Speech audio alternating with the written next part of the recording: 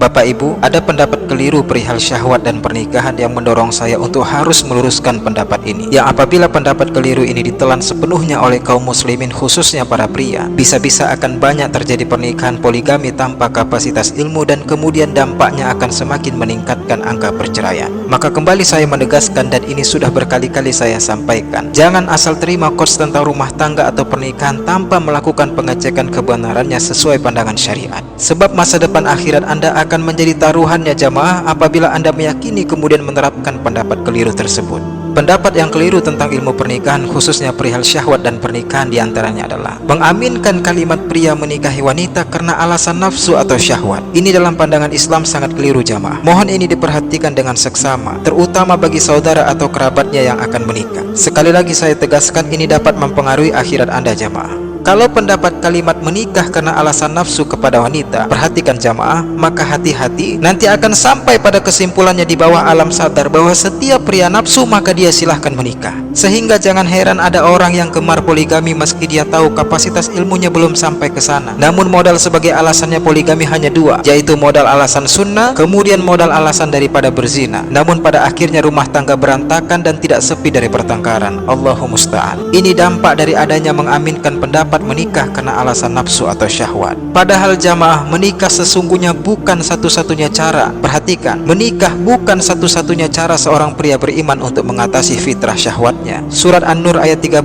yaitu godul basar atau mengalihkan pandangan. Kemudian dalam hadis riwayat Al-Bukhari bisa dengan menambahkan perisai bagi dirinya dengan berpuasa. Ini akan ada kaitannya dengan pola makan yang dikendalikan. Dalam hal ini adalah puasa jamaah akan membantu penurunan hasrat seksual. Dalam surat Al-A'raf ayat 200 juga menasihati kita bentengi diri dengan perbanyak istighfar untuk mengalahkan syaitan yang datang menggoda pikiran. Sehingga sampailah pada akhirnya pria beriman yang telah melakukan pertimbangan yang mantap akan menjadikan pernikahannya bukan karena alasan syahwat, namun menikah bagi mereka yang beriman adalah cara yang tepat untuk menyalurkan syahwatnya demi meraih ridho dan surga Allah Subhanahu wa ta'ala. Sehingga nikahnya nanti menjadi nilai ibadah sebagaimana sabda Rasulullah SAW dalam hadis riwayat Al-Bukhari an Umar radhiyallahu anhu anna Rasulullah sallallahu alaihi wasallam qol innamal a'malu binniyah wa likulli imri'in ma nawa faman kanat hijratuhu ila Allahi wa rasuli fa hijratuhu ila Allahi wa rasuli wa man kanat hijratuhu lidunya yusibuha aw imra'atin yatazawwajuha fa hijratuhu ila ma hajaru ilaihi. Dari Umar radhiyallahu anhu bahwa Rasulullah sallallahu alaihi wasallam bersabda, amal itu dinilai dari niatnya dan seseorang hanya mendapatkan sesuai niatnya. Barang siapa yang hijrahnya kepada Allah dan Rasulnya, maka hijrahnya kepada Allah dan Rasulnya. Dan barang siapa yang hijrahnya karena dunia atau karena wanita yang hendak dinikahinya, salah satu turunan penyebabnya adalah karena sekedar syahwat, maka nilai yang akan dia dapatkan adalah sesuai dengan apa yang dia niatkan. Dia tidak akan mendapatkan nilai ibadah sama sekali, sebab yang dia niatkan sudah dia dapatkan, yaitu wanita yang dia syahwati tersebut.